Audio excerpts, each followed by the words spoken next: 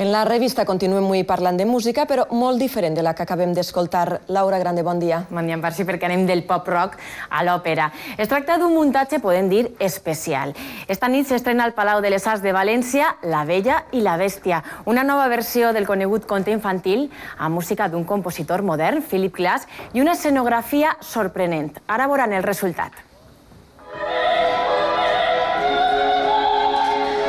Música, cine i teatre units per una revisió del conte infantil La Bella i la Bèstia. A partir de la pel·lícula dels anys 40, dirigida per Jean Cocteau, el músic nord-americà Philip Glass va escriure una òpera. Fins ara només s'havia interpretat com a acompanyament musical de la cinta. El que avui s'estrena al Palau de les Arts de València és un pas més, una representació teatral de gran complexitat.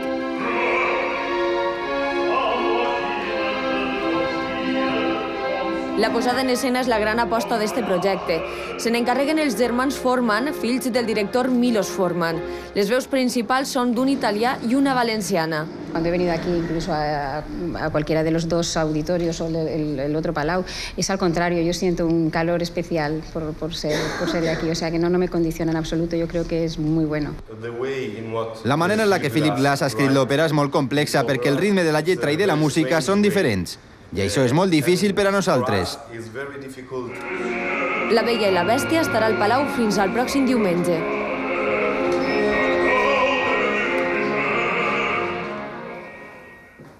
Si tenen xiquets a casa estos dies, poden aprofitar per anar al circ, a la Fira de Nadal o a un concert de música clàssica. Sí, ho han sentit bé, aquesta és l'alternativa que els proposem i que poden disfrutar al Palau de la Música de València. Les 1001 nits de Korsakov, adaptada per als més menuts de la casa.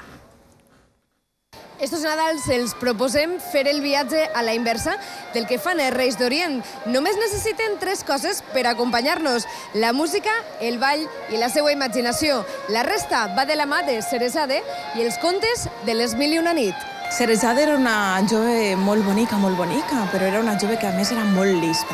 I un dia li va arribar el torn de presentar-se davant del rei Shariar, que era un rei molt dolent, un rei que tenia un cor molt cruel i que volia una dona cada dia per a casar-se amb ella, i quan arribara la nit i amanasquera, aleshores la mataria. Així comença una de les històries més antigues de la civilització, que tot i això encara hipnotitza qui l'escolta. La veu que la conta a molts els és familiar. L'escolten cada dia sí a esta casa. Maribel Vilaplana, com a narradora, s'enfronta a un repte molt dur. És un públic el més agraït del món, però al mateix temps reconec que és el més complicat en el que qualsevol persona pugui afrontar, perquè clar, és un públic que si no li agrada agarrarà la cadira i se n'anirà.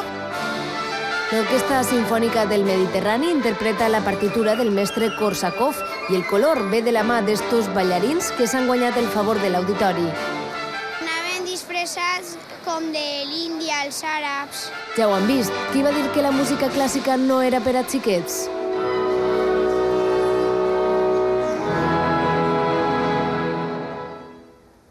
I no abandonem el món de l'escenari perquè el que fem ara és traslladar-nos a la pista del Circo Mundial a València.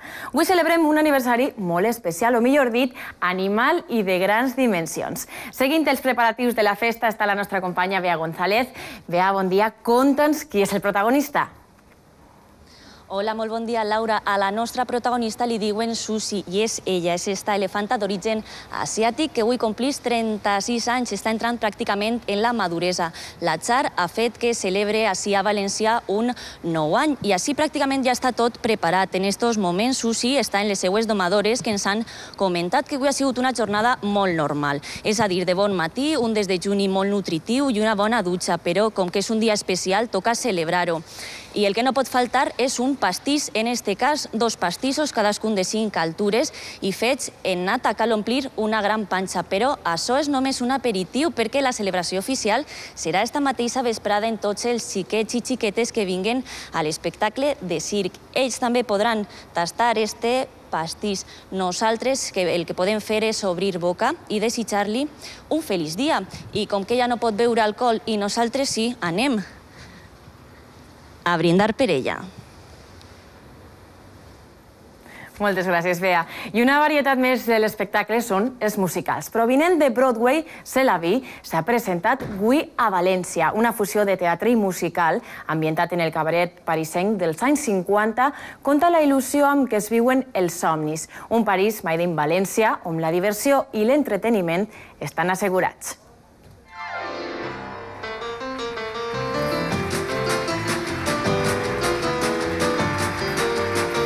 Broadway, tema francesa i esperit valencià. Així es presenta C'est la vie, un musical que convida a anar al teatre. Començar anant al teatre, començar veient un musical i començar veient un musical que parla de somnis. Que se poden complir? Pues és la millor manera de començar l'any, perquè tots volem que se complisquen els nostres somnis. Al Mercat de Colom s'ha presentat esta obra de xicotet format en què els protagonistes són el París dels anys 50 i dos cabareteres que veuen com passa la vida davant d'elles. El que diríem un trompellot, un poc. És bruta, és una tia bastorra, molt primària i m'agrada molt. No deixa de ser una cabaretera que és més basta que basta, però ella, cara al públic, intenta ser la millor i que, bé, és pura, incluso, i intenta ser pura. Del 10 al 20 de gener es representarà al Teatre Thalia de València. Després de passar per ciutats com ara Chicago, Moscou, Budapest i Viena, la companyia de repertori contemporani ha donat a este musical de Broadway un gust valencià. Una bona ocasió per a descobrir els autèntics colors de la vie en rose de la mà de C'est la vie. Vive el presente que el futuro es una ilusión que puede... Acabem la revista amb unes imatges que els deixen gelats. Venen de Minnesota, als Estats Units. Allà, prop de 700 persones han demostrat que no els fa por passar fred. S'han llançat a les més que gèlides aigües del llac Minnetonka per a donar la benvinguda al 2008. I no es pensen que és qualsevol cosa perquè la temperatura de l'aigua era de 16 graus per davall zero. Això sí que és valor. Ready, guys? In the hole.